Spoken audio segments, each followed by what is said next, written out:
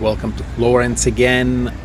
It's been a little bit chilly lately, but we're going to paint the Duomo today and the Cupola by Brunelleschi. And Florence is always wonderful, very festive still, even now that we are in mid-January. Best to just go to a coffee shop and get a pastry, maybe two, and a coffee. And after that, we're gonna go and paint this wonderful watercolor of the Duomo and some little houses on the bottom and a lot of vegetation. I'm trying to translate the light that hits the Duomo into watercolor, which is not an easy task to do.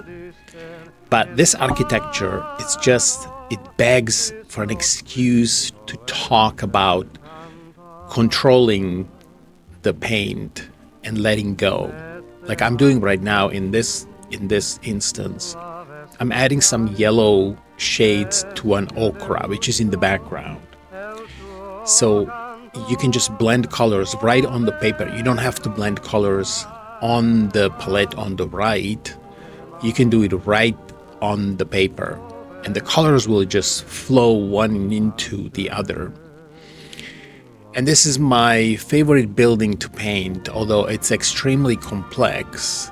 It's actually one of the icons of Florence, and it's very easy to overwork this watercolor because there's a lot of details in this view. And I would say this view is for people that have been in Florence and they may explore it a little bit. This is the view from Piazzale Michelangelo, but you don't see it like this because it's very far away. You see it very teeny tiny, so you need to have a really good camera to take a picture from there, and then you're going to be able to paint it. Or you can take a photograph that's been already taken before, and of course you're gonna be able to paint it. So one of the things that I am trying to do here is I'm trying to put some shadows, but it's quite difficult to restrain yourself from shadowing too much here, because in reality, these houses on the bottom, they should be a lot darker than anything that's on the top closer to the horizon. But if you make them too dark, then they're just going to disappear in the vegetation. So you're not going to be able to see them at all. The important thing to realize here that first you apply these bigger washes like I did on the bottom, and I will continue with the washes later on. But in this case, I'm happy with the washes that are like closer to me. So I'm applying some details already without actually touching the Duomo, which is a little bit in the background. The big basilica, it's going to be done later because it's in the background, so it's a little bit farther away from us. It's going to be a lot lighter, so with less detail. And what I'm going to do here, I'm using a sponge with green, and it works really well for vegetation. You know those sponges that have two sides? One is like really abrasive and the other one is like soft and mushy. Okay, so I'm using the abrasive side of the sponge, and that one gives me a really nice texture, and I'm using it here for the vegetation, and I think it works brilliantly. I think it's very nice. So I'm adding some details here for the background, the Duomo, and I'm adding some washes because at this point I'm happy with those houses in the foreground, and I want to work on the background a little bit. And the Duomo is kind of difficult to paint because look at the facade.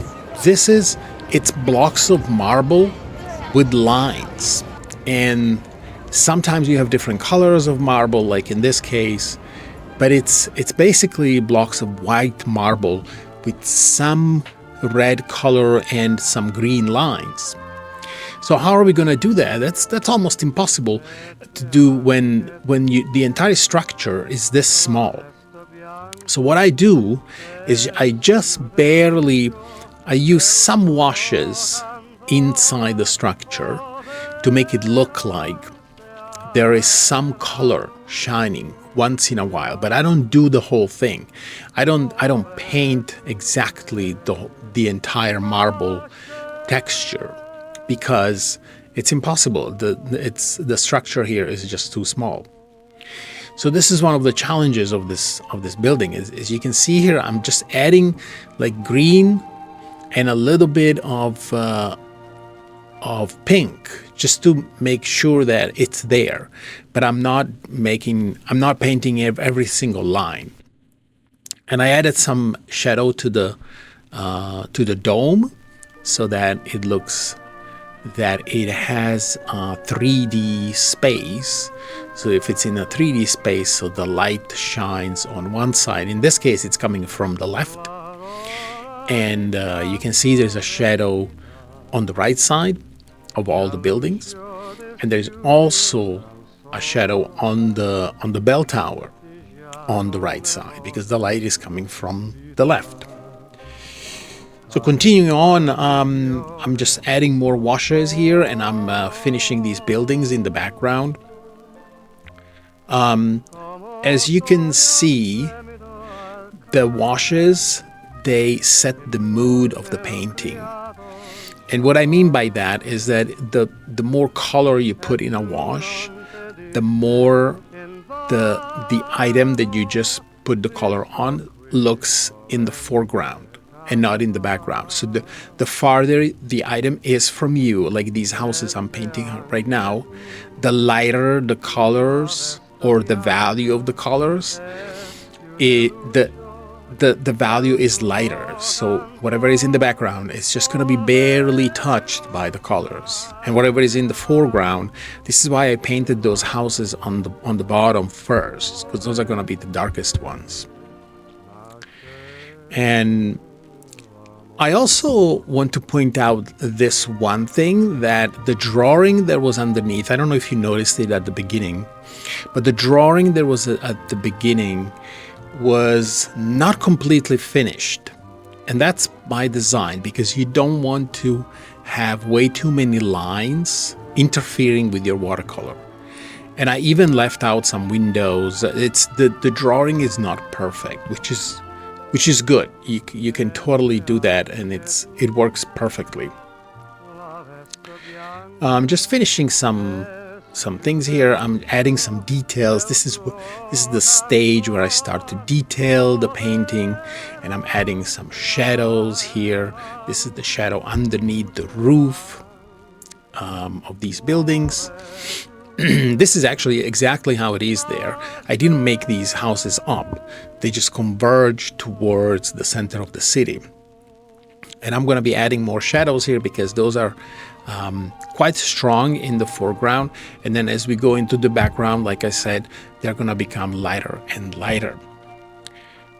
So this architecture is very tricky because there is a temptation here to do hard edges. So hard edges, it's because in our mind, we think architecture, like houses or buildings, they have hard edges. Like buildings are straight. They better be built straight. But when you are painting a watercolor, you don't have to be that precise. You don't have to use perfectly straight edges. I'm just applying here. I'm doing these flowers, which I'm not very happy with. At the end, I could have done probably better, but this is what I'm working with right now, and I'm trying to put some of these flowers here in this corner, so it looks really nice. And the colors I'm using here, this is a dark green. So what I'm trying to do is what I'm doing is I'm filling in where there is space in between the flowers. The flower is the red part in the front, and what I'm filling in is like really dark green, which is what's behind the flower, which is like empty space that like goes. It's a hole basically, and that's what's behind these flowers. So I'm trying to do this effect, and I think this failed because the flowers are not rendering properly. I think I overdid it, which is one of my sins. And it could have been a little lighter, so the flowers will pop up a little bit more. But that's okay. There is always tomorrow. We can fix it. It's nice. It gives a little more of how can I say it? I'm applying a little bit of a lighter green here to mimic some leaves. Maybe these are roses. Actually, there is a rose garden up there. So I'm trying to like get everything to look like there are roses. But this is very difficult, and I think I failed partially. I'm modeling this whole thing down, but anyways, let's focus on something else. So these are blooms, and down here this is lots of vegetation. In fact, this is the view from this hill, from the Piazzale Michelangelo, has a lot of trees in the middle. So you're gonna see a lot of vegetation popping up, even if you take a picture from up there, which is great. But it needs to have this crown of vegetation on the bottom. There are other pictures, other postcards where this vegetation is everywhere. It's like around it. It's like almost like a wreath. And in the middle, there's the Duomo. I'm again using my sponge to create some more effects for the vegetation. I could have been going with the sponge. I'm adding some darker spots for the greens here, but I could have been going with the sponge. Maybe next time I'll use the sponge a little bit more. Anyways, this is the final product. Thank you so much for watching again, and like and subscribe if you'd like to. See you in the next watercolor.